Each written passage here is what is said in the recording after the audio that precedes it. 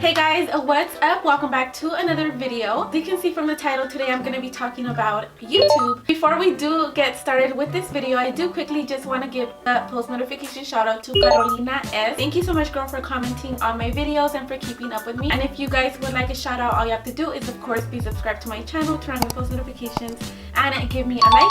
And let's get started with today's video. As you can see from the title, today I'm going to be doing something a little bit different. I decided the other day to start a little series on my channel just because I do get a ton of questions, especially because I do have my YouTube channel, my small business, and a lot of you guys have a ton of questions of how I started for this episode of this series of Money Mondays. So right now with quarantine, a lot of people are finding extra time to actually start their own channel, and I thought, well, why not share with you guys the things that I would have done differently when starting out my YouTube channel, because I feel that if I would have came across a video similar to this, it would have saved me so much time. I'm gonna jump straight into this video. I started out my YouTube channel back in about 3 years ago, and I know, just like you guys, what you guys are going through. I know how frustrating it can be to even reach your first 100 subscribers. A very important tip that I can give you guys that really took my channel to a whole nother level is your thumbnails. If you guys have watched other videos, a lot of people do talk about the thumbnail because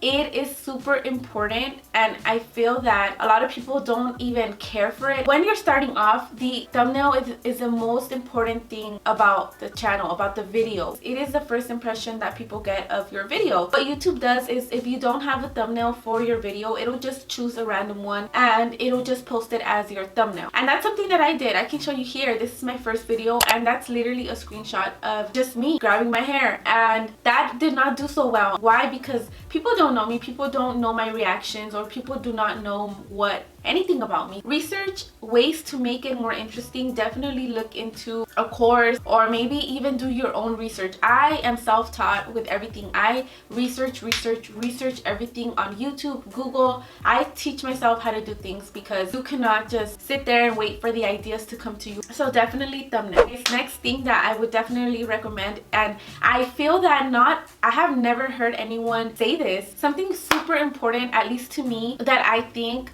changed my channel completely, is looking presentable. I know a lot of us want to be in our natural habitat. We want to look a little bit, you know, not too cute. A lot of people are not attracted to that. Yes, maybe it's okay to show here and there, you know, the way you look, because that's real life. We all look like that at some point in the day. We don't just get up and look beautiful. What I would definitely recommend is trying a little harder. Even if you don't maybe do your makeup, or even if you don't like doing your hair, try doing your hair. If you don't like wearing makeup, maybe you're too young to wear makeup, try your hardest to at least do your hair. Maybe put your hair up in a bun. Pretend you're going to a job. Pretend you're going to a job interview. First impression matters when you're going to a job or a job interview. Imagine how much it matters to someone watching your video and trying to get to know you for the first time. Do you think that they're going to be attracted to someone that looks like this or like this, you know? So I think that's super important. I have personally seen a huge difference when it comes to me looking a certain way. I guess I'm a little ugly. And if you look back at the most successful YouTubers, they're always looking pulled together. Yes, they can show you parts of them looking like that, but they're not always in every single video looking like that. That's something that I recommend to do, and you guys, I promise, will see a difference in your channel growth. Another thing that I would recommend, pretty sure you guys have heard this, is having a niche. Not only that, also research and kind of get to know the audience that you want to have for your channel, or the one that you already have. Maybe you have 300 subscribers, and get to know them, see what kind of videos they enjoy, and go based off of that, because that's how you're gonna gain a good audience. That's how you're gonna keep growing on YouTube. Because for me, for example, at first I was not listening to my audience. Didn't know what they wanted. I just never thought to look into that. But I think that's super important because they're the people watching you more than anything. So it's very important to get to know the audience that you have, or the audience, if you haven't started your YouTube, the audience that you want to have. Who are the videos for? Is it for a stay-at-home mommy? Someone who enjoys makeup? Is it for someone who likes to watch cleaning videos? Get to know them and get to know the things that they like to see. With that comes another mistake, which of course is making videos for me. So in the beginning, when I was starting YouTube, I was making a lot of videos for me. I just was thinking that I was interesting. Of course, we all think that our lives are interesting. I was not listening to my audience. Again, it comes down to listening to your audience and the people that are there for you. If you cannot bring something or offer them something, then they're definitely not going to watch anymore. They're just going to say, well, I can watch any other YouTuber, I can watch any other vlogger. Once in a while, you know, run some polls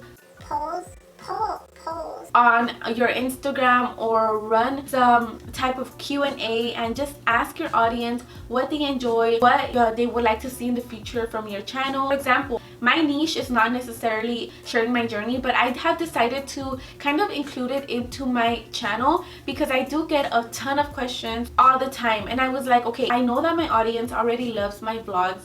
They love when I include some workout videos for them, but I do also have an audience that wants to see that from me, that they want to watch business videos. I have decided to include that and put that together. So you can always double niche, but you have to be specific, and you have to know what they want. So definitely listen to your audience. Don't just think, oh, I'm gonna do whatever I want, like who cares about them? No, you have to care about them. Like, they're the people watching you. And don't just make videos for yourself. Like I said, I was doing it. I feel like we all do it at some point, that we just want to show our lives, but we're not really offering them anything in return. Are you teaching them anything? Make it interesting for them. Don't expect them to watch and for you to just not put effort into your videos. I was doing that, and I definitely did not see, and I was not growing. And then once I started including things that I could teach them, I'm including a little eye tutorial in my vlog, or including a little bit of a workout, people started watching more because they would be able to get that knowledge out of my videos. The last tip that I can give you guys that definitely changed my channel and took it to a whole different level, and I'm just super excited to share this with you guys, because I wish I knew. I wish I could have seen a video like this, and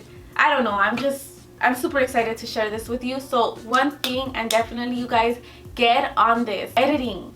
You guys, I think that a lot of people underestimate the whole editing and just don't want to even put the effort. Yes, it's gonna take way more time to edit your videos. Trust me, it takes me a whole maybe 6 hours sometimes, especially because, you know, I have kids. I cannot just be there on the computer, so it takes me a good 6 hours sometimes to edit. But you know what, you guys, my results from that make it worth it. My audience just tells me how funny my editing is, or how interesting they found it, or how good it is. And a lot of people have noticed this on my channel. They have noticed how I have been taking more time on editing my videos. When I was starting off, you guys, I wouldn't edit. I would leave all the and I would just be saying or those little noises. People don't need to hear. You can cut those things out. People eventually get annoyed, and people sometimes want you to get straight to the point.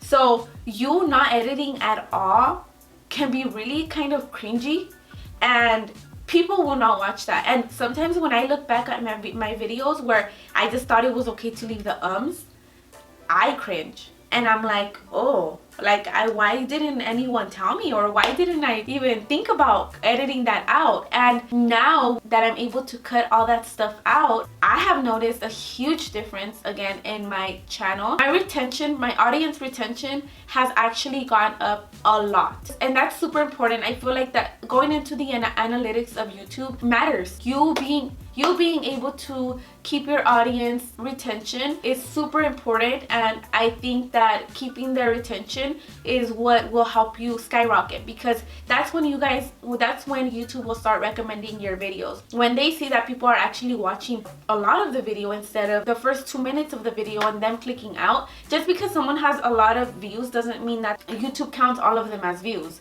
YouTube can count half of your views as views. Why? Because people are just clicking and then clicking out because they just don't think it's interesting. So definitely one thing that I would say is editing. There's free softwares everywhere. There's free softwares for example, iMovie. I just recently invested in Final Cut Pro, but I was using iMovie for the longest. I think about 4 months ago I invested in Final Cut, but I was using iMovie and it worked completely fine. If you guys do want to up your game and take this seriously and really invest in Final Cut, then I would definitely recommend to do so, because your editing options are endless. I think with Final Cut you can do a lot more things. But if you guys are just starting off, like I said, then definitely go with iMovie. Go with the free software at first. Don't necessarily spend all this money on this software if you don't know if you're gonna actually go through with YouTube. These are some mistakes, you guys, that I made and that I wish I knew in the beginning, and I'm pretty sure I would have been way bigger by now if I would have took these steps and watched a video like this. Hope you guys all have a good day. I wish you guys a huge success with YouTube, and don't forget, you guys, just start. Stop worrying about the expensive camera and the expensive lighting. Just start. If you guys really enjoyed this video and would like more tips or different ways of how I started my channel or anything else to do with business or YouTube, then I can definitely make another video. Please don't forget to subscribe to my channel, turn on post notifications, and like this video, and I'll talk to you guys in the next one. Bye!